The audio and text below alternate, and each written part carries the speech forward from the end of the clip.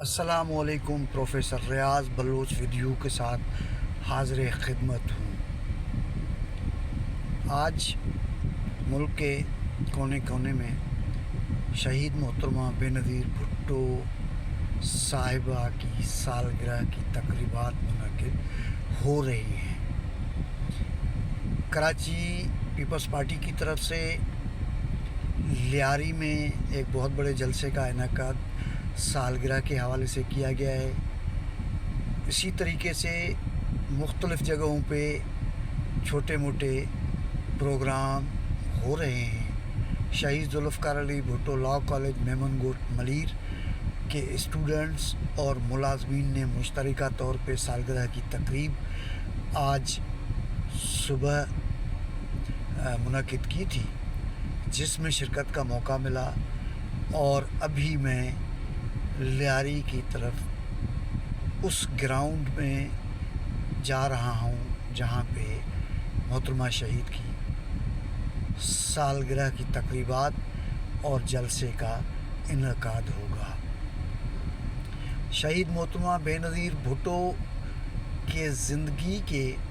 اتنے پہلو ہیں کہ ہر پہلو کا احاطہ کرنا ایک وقت میں ممکن نہیں ہے۔ ان کی سیاسی جدوجہد، اس کی اسٹیٹمنٹ شپ، ان کی جو انٹلیکچول لیول ہے، اس کا جو ویژن تھا چیزوں کو دیکھنے کا، سمجھنے کا، اور اس کی جو بہادری تھی، اس کی جو دلیری تھی، اور وومن امپاورمنٹ میں ان کی جو کاوشیں تھیں، اور دہشت گردی اور رجعت پرستی، قدامت پرستی کے خلاف اس کا جو پولیٹیکل پوزیشن تھی، یہ سارے اتنے پہلو ہیں کہ ان سب کو ڈسکس کرنا اور ان سب پہ ایک ہی وقت میں کوئی اس کا احاطہ کرنا ممکن نہیں ہے۔ تاہم ہم کوشش کریں گے کہ محترمہ شہید بے نظیر بھٹو کے بنیادی جو کچھ سیاسی زندگی کے فیصلے ہیں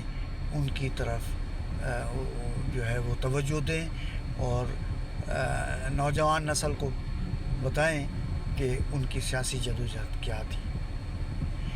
سب سے پہلے تو ان کی جو زندگی کا جو آغاز ہوا ہے، وہ کوئی ایسے طریقے سے نہیں ہوا ہے جس طرح سے نوجوان بچے اور بچیاں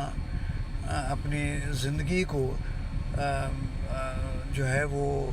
انجوائے کرتی ہیں یا کرتے ہیں، اور شاپنگ کرتے ہیں، ممالک کے ٹور کرتے ہیں، سیاحت کرتے ہیں،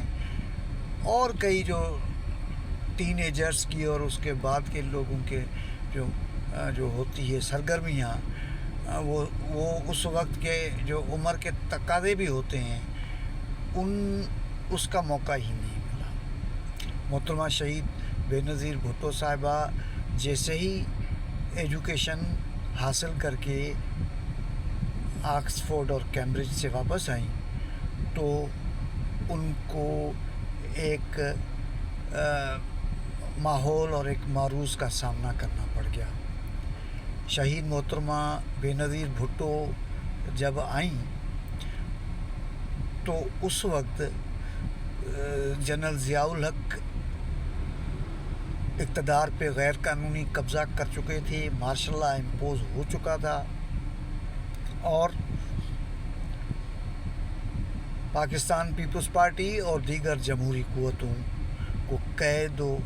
بند کی صعوبتیں برداشت کرنی پڑ رہی تھیں۔ اس میں بہت ساری جو بائیں بازو کی سیاسی پارٹیاں ہیں، جمہوریت پسند پارٹیاں ہیں، وہ بھی اس جبر و تشدد کا شکار ہوئے، کیونکہ بیگم نصرت بھٹو صاحبہ نے ایک سوچ بنائی تھی کہ اگر ضیاء الحق کے خلاف ایک کامیاب اور حقیقی جنگ لڑنی ہے تو پاکستان کے جو روشن خیال جمہوریت پسند جتنی بھی قوتیں ہیں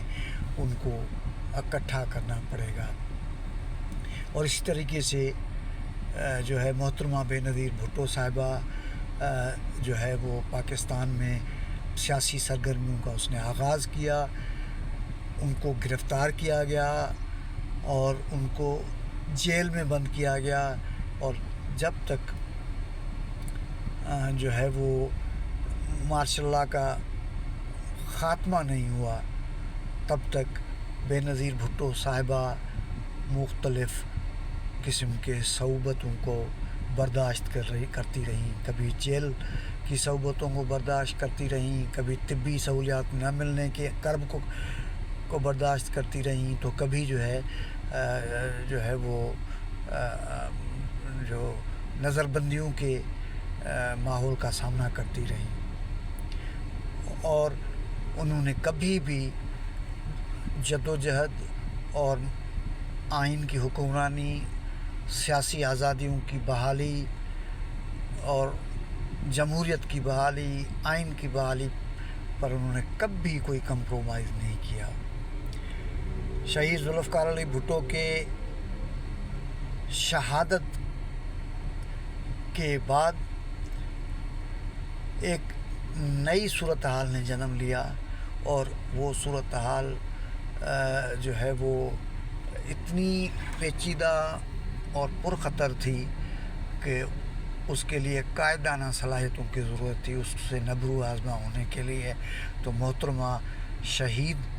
پاکستان کے عوام اور خود شہید ذوالفقار علی بھٹو کے جو ان کے بارے میں خیالات تھے ان پہ پورا اتری، اس کی عوام کے ساتھ کمٹمنٹ ناقابل یقین حد تک پختہ تھی۔ بے نظیر صاحبہ ملک سے باہر بھی ایگزائل کی لائف گزارتی رہی ہیں،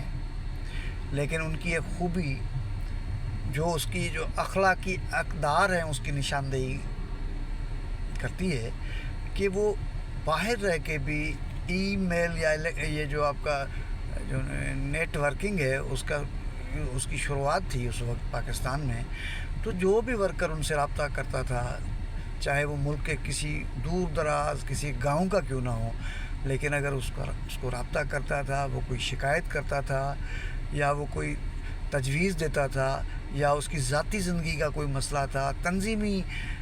جو سرگرمیاں ہیں ان کا کوئی ایشو تھا، تو وہ اس کو نہ صرف سنتی تھی بلکہ رسپونڈ کرتی تھی،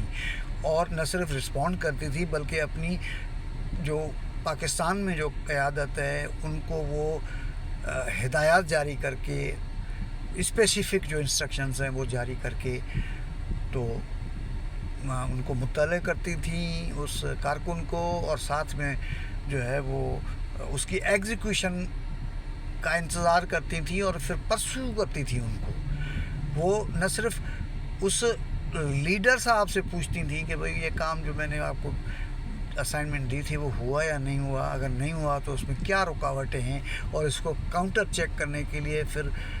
خود جو ہے اس شکایت کنندہ سے کارکن سے رابطہ کرتی تھیں، اور کاؤنٹر چیک کا جو پروسیس ہے انہوں نے کبھی بھی اس کو ترک نہیں کیا۔ تو یہ ان کی جو شخصیت کی خوبیاں تھیں۔ پھر اعلیٰ پائی کی اکنامسٹ تھی، دنیا بھر کی جو پولیٹیکل ایک اس وقت کی جو لیڈرشپ تھی دنیا بھر میں، اس میں اعلیٰ مقام تھا ان کا، اور اقوام عالم میں ایک طرح سے پاکستان کی آئیڈینٹی تھی، شناخت تھی۔ یہ آج تک کسی شہید ذوالفقار علی بھٹو کے بعد آج تک یہ مقام اور اعزاز کسی لیڈر کو نہیں مل سکا۔ پھر جمہوریت کے بارے میں جو ان کا ایک تصور تھا کہ تمام تر سیاسی اختلافات کو بالائے طاق رکھ کے وہ پاکستان کی جو پیچیدہ ریاست ہے، کمپلیکسڈ جو اسٹیٹ ہے، اور اس کے جو مختلف جو پرتیں ہیں ان کا مکمل تجزیہ کر کے اس کا جائزہ لے کے اور اس نتیجے پہ پہنچے کہ عوام کی اگر حکمرانی کو مکمل طور پہ بحال کرنا ہے تو پھر اس کے لیے چارٹر سائن کرنا پڑے گا ان ساری پارٹیوں کا، خواہ ان کے خیالات کچھ بھی ہوں، کتنا بھی پاکستان پیپلز پارٹی سے اختلاف رکھتے ہوں، لیکن ان کا ایک چارٹر پہ دستخط کرنا ضروری ہے جو ڈیموکریسی کا چارٹر ہو، اور وہ پبلک ہوا، سائن ہوا، جس میں میاں نواز شریف نے سائن کیا اس کو، اور مقصد یہ تھا کہ سویلین بالادستی جو ہے اور طاقت کے سرچشمہ جو عوام جو پیپلز پارٹی کا ایک